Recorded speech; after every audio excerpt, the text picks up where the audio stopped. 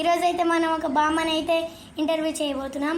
పదండి వెళ్ళిపోదాం. గారు మీ పేరు?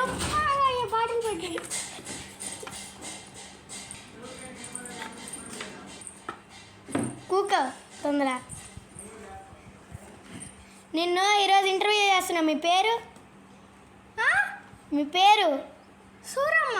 సూరమ్మ. పిల్లలురా? ఎంతమంది? 5. 5గురా? ఏ ఊరు మీది? పుట్టినూరు? అగ్రహారం. ఇక్కడికి ఎందుకు వచ్చారు? ఎవరు? మీ కొడుకు కాడికా? ఏ కొడుకు? పెద్ద ఎవరెవరు? 2 బిడ్డలు 3 కొడుకులు. అయితే ఎవరి కాడికి వచ్చారు మీరు? చిన్న కొడుకు కాడికి. చిన్న కొడుకు కాడికా? సరే. మీకు వయసు ఎంత?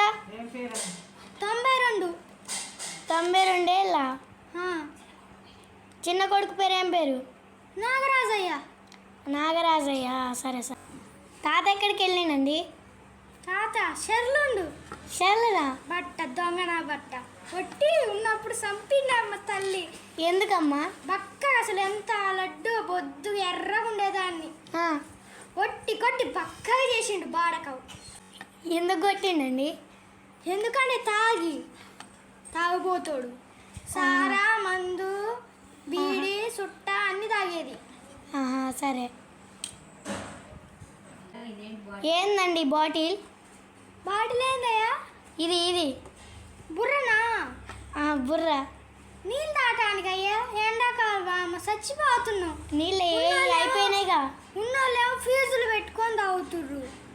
ఇప్పుడు ఏముంది? అప్పుడైతే కుండలల్లో పెట్టుకొని తాగాలి. మరి మీకుందా? నా ఏంటిదయ్యా? కుండ. ఉందా? ఉన్నది. మీ కోడళ్ళ కొడుకులు మంచిగానే చూస్తారా? ఏందయ్యా? మీ కోడళ్ళ కొడుకులు మంచిగానే చూస్తారా? మా చిన్న కోడలు మంచిదే. కొద్దిగా అందరి మీద ఆమె మంచిగా. ఏం పేరు? చూడరయ్యా, టయానికి అన్నం పెట్టరు. ఏం పేరు ఆమె పేరు? ఏం పేరు? నా తెలియదు ఆమె పేరు.